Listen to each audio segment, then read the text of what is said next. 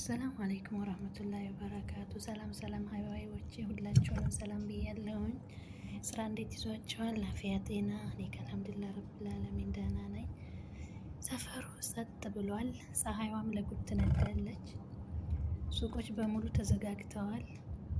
ብስሚላህ ራህማን ራሂም እና በዛ አጋጣሚ ለምን አልቀረጸውም ብዬ ማለት ነው።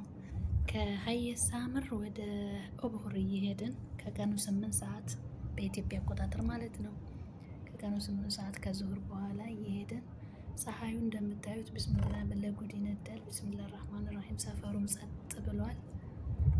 አሁን ላይ ደግሞ ያው ረፍትም ስለሆኑ በሀጅ ምክንያት ለ10 ቀን ነው ከዛ በላይ ረፍት አላቸው።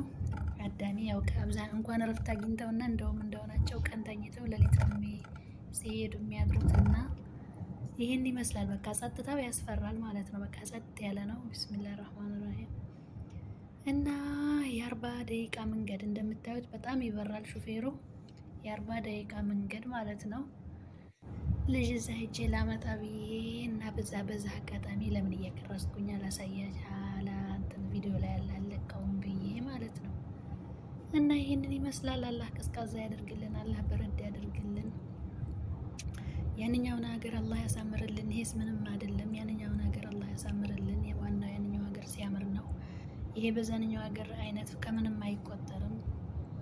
እና ያንኛውን ሀገር አላህ ያሳምርልን እላችኋለሁ። ሀባይቦቼ ሁላችሁም ሰላማችሁ ብዝዝት ይበል በያላችሁበት። ሰላም አለይኩም።